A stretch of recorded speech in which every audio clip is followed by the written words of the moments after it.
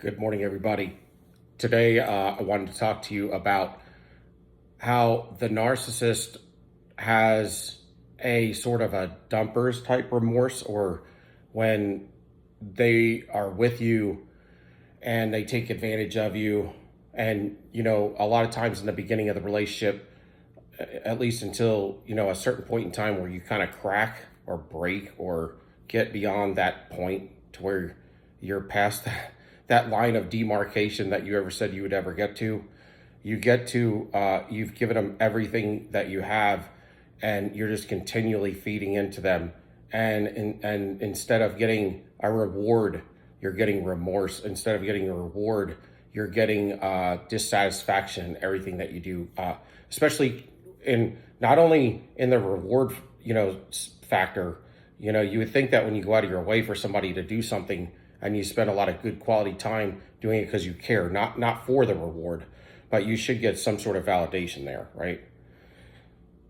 Or at least thankfulness. But that in itself is a form of validation. I mean, we as people in general, I think in the narcissist community, or in this type abuse recovery, we think validation's bad because as much as validation as they seek, but we gotta a lot of times validate ourselves, but we should also get the whatever should be coming to us, to some degree. We should have equal reciprocity, meaning that what we put into it, we receive back in a relationship. And there's going to be times where you would give more in a relationship, but there's also going to be times where you're going to get a little more. But generally speaking, it's going to be kind of an even keel, right? You give 100, I give 100. And, sometimes when you have to give 80, I'll give 120. But in a relationship with the narcissist, they get you to a point to where they manipulate things. And remember, manipulation's witchcraft. But anytime that they're manipulating you, they equal manipulation. Really, they meet you, you fall for them, they put you on a pedestal, and then they start to devalue you. They start to insidiously work on deconstructing anything good in your life. And a lot of times they will steer you off of your passions, your visions, or things that you're good at, things that shine light on you, and put you in the spotlight with others where they think that you're an amazing person, maybe. And so I say that humbly because, but generally speaking, we all have gifts, and some may have a gift of,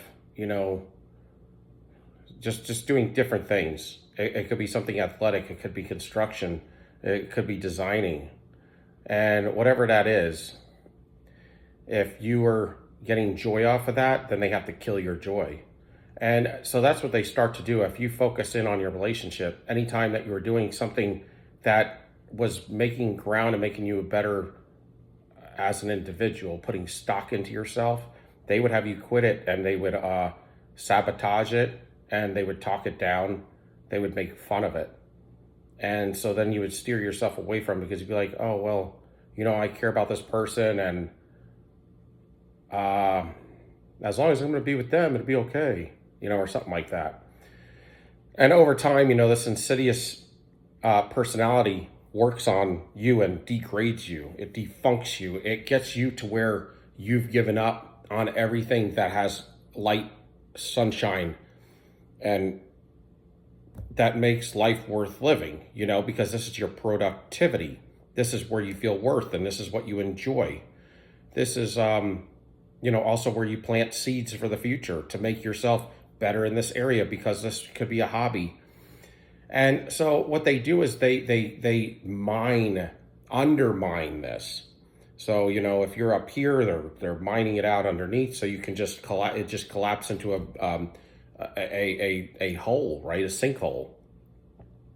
And that's kind of what happens in a relationship with the narcissist. And so you find yourself in a sinkhole at some point, or in quicksand, and the person that's supposed to be loving you, the person that is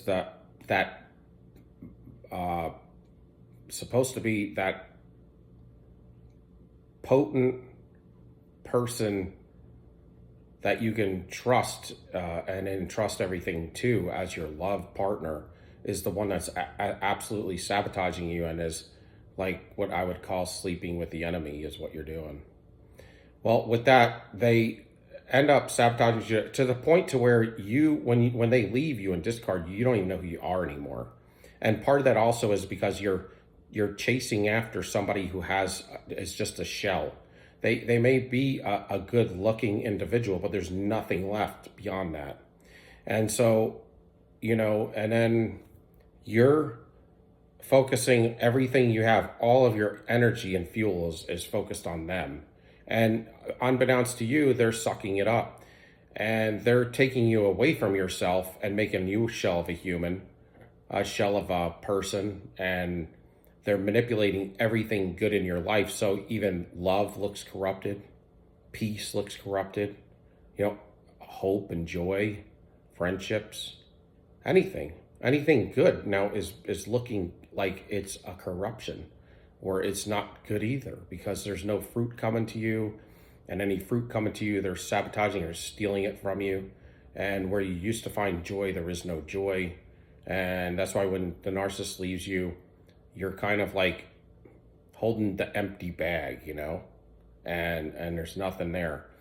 And so what you start doing is you start chasing them. You get on that hamster wheel and you start running faster and faster now, saying, well, I'm going to prove myself to them, or I want them to understand who I really am, not who they're saying that I am.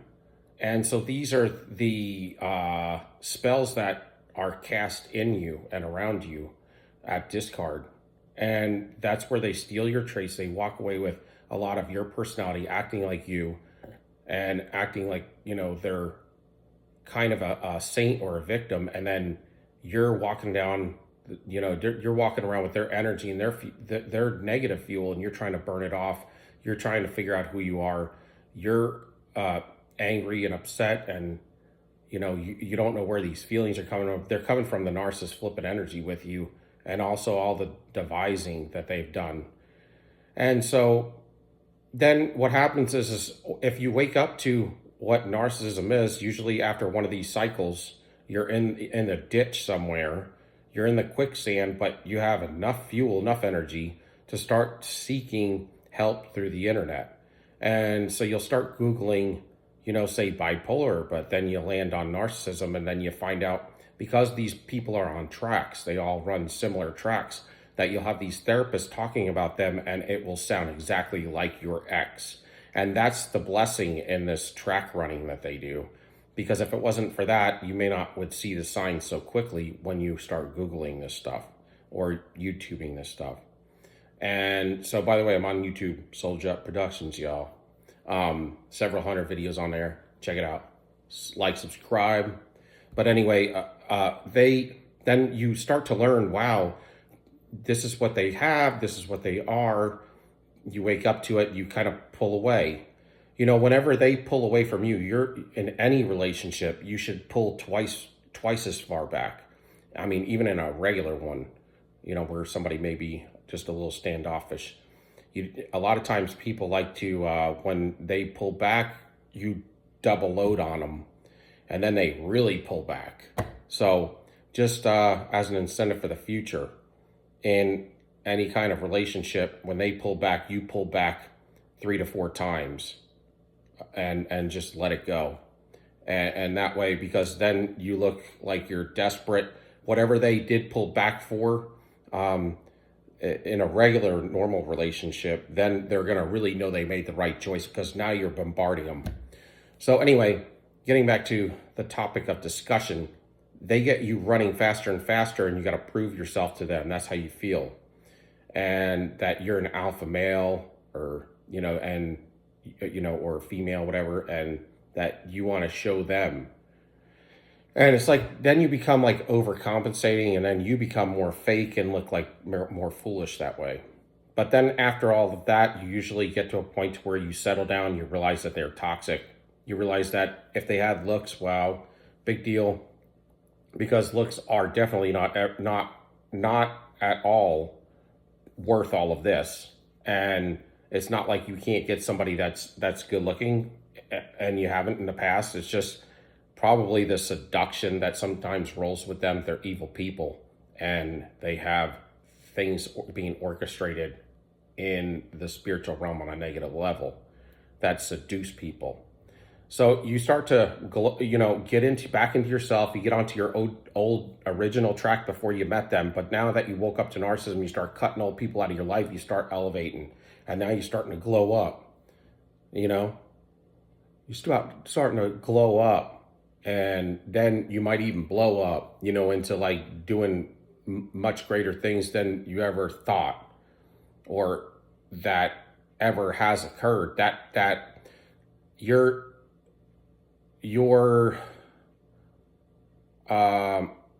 with this experience because you were discarded in such a bad way. You woke up to narcissism. You've been dealing with it in other areas of your life. You force other negative individuals, because whenever you find one, there's more. You get them out of your life. You glow up and you start to have real success. And that's when a lot of times they have like some sort of a dumper's remorse, or a remorse for leaving you. Now, they did things out of, when they leave you, they want you to chase them. That's where they get half their fuel when they leave you, maybe 3/4 of it, because they're going to be love bombing somebody else. Usually it's an old supply anyway, or a narcissist that they're getting with for a while. But when you got nothing left but a shell of a person, then you start to complain, and you start to actually mirror themselves back to them, which they hate. They can't handle it. And when you do that, they can't, it's almost, they refuse everything about themselves. So when you start telling them the real truth of who they are, because you don't have the fuel or the energy, and you don't feel like you've been compensated correctly, you feel like you've been used, and you were. And so you start to show them who they really are and tell them. And so then it leads to a quick discard. And then, but over time, they start to run through their past sources or current sources of supply, and they're not at all what they think in their head. A lot of times they're impulsive. A lot of times they think the grass is greener on the other side. And a lot of times that where they thought you were a pain in the ass, if you didn't chase them and you step back 3 to 4 times, now this is where they start to question things, and they get a curiosity. See, if you chase them down, like maybe you did in cycle 1 or something, or at the end of that, then they're going to breadcrumb you, or they're not even going to talk to you. They're going to block you. They're going to get off on triangulating you with the new supply. They're going to do stuff. Their whole day is going to be to sabotage you more and more, because they love getting negative fuel from you and degrading you and devaluing you even more after they've already discarded you. They'll be even stalking you, but they'll stalk you because they're going to enjoy getting all the negative energy that comes off of you, that kind of relief that they're living a better life than you, and they destroyed somebody who had it going on for themselves before they met them. But little do they know, 6 months, a year down the road, maybe you've recovered, and maybe you've got to a place to where you've decided that it's over. You've got you've glowed up. You've learned about the spiritual realm of things. You've talked it out with God. You realized the childhood wounds that you were dealing with. You're not seeking validation for them anymore, because you've been through some healing, and you're working on your healing. They start to, come back around and stalk you. And now they're kind of having this remorse, like, oh my God, this person's amazing. What was I thinking? I want them back. And then they'll start, trying to hit you up. And it's when you don't give them the time of day, it's almost like it angers them. It makes it feel like you're abusing them. A lot of times when you were with them, when you were receiving their negative energy every day and putting your fuel on them and helping them recover, and then you started mirroring them back to themselves, the true them, a lot of times they feel like everything's your fault, and because you're used to taking it. And when you're taking it every day, you become like the black sheep, right? And then the person they're cheating on you with, or people they're friends with, might be the golden child, right? In their head. That's kind of how this stuff works. There's always one black sheep, one golden child in a situation, somehow, some way. And so when this happens, all of a sudden they revalue you. They revalue you as being perfect again, and that you have all these good qualities, and that they need you. A lot of times that when they discard you, they can't stand you, but then a lot of times they find that it's not that they want you, but they actually need you. They need your fuel. They need your support.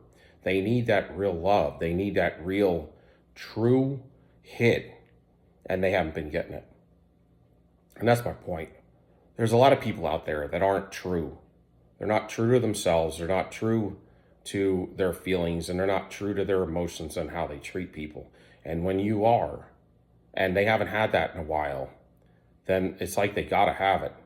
And when you are obsolete, when you act like they're dead to you, like they're not even on this earth anymore, that you never met them, and you did have a close connection with them at one point, maybe it was fabricated to some degree, but nevertheless, over time and all of the emotional details, and see, when they share energy with you like that, like all of that fuel that you were creating, that they were taking from you, it had a process through their computer, through them.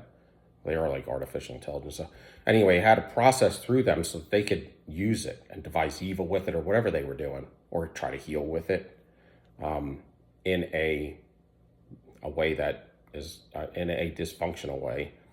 What it does form a close connection between you and them. That's a lot of fuel that you were pumping out for them. You were generating fuel all day for them. And then you're ruminating on them for months after months upon months after that you've been discarded before you got over them. And then you were in the dumps, you were in the slum, and then you get back up on your feet, you wipe things off, and you just start elevating. Well, it destroys them because they have to respect you for that. And they get very curious because nobody's done that. There's very few that can stand up after a narcissist has defeated and discarded them, especially with the Jezebel spirit and the Leviathan spirit. And they don't see that very often. A lot of times what they see is they knock someone down to the ground. They put them in the quicksand, and by the time they get out the quicksand, they're gasping for air, and they have just enough fuel for the narcissist to go back and destroy them again and again and again. And they never get up, and they're like a beta male or a beta female. They're just like one of those, like I say, narcissists to each other are usually like a pick me. Well, you become a pick me too. Pick me, please, narcissist. Let me be with you for a little while. You could do whatever the hell you want. But you ain't gonna do that. You gotta stand up. You gotta brush the dust off. You know what Jay-Z say? Brush your shoulders off. Take your shoes off and slap them together and slap the dust out of them. Put them back on. Turn your back, and don't ever look back, but continue on your way to a glorious new life, because God will send you somebody. God has fruit for you to invest in and to expand before you leave this earth. And you don't want it to be when you're on your deathbed that your significant other is a narcissist. They will miss you. They will have to respect you. They will be curious of you for the rest of your life, and they will be all about you forever, because they can't have you. And what the narcissist can't have, they have to respect, and they have to want. So thank you for watching. If you can give me a like, thumbs up, and a subscription, I appreciate it. Check me out on YouTube. Check me out on TikTok. Soul Jet Productions, y'all. Peace. We out.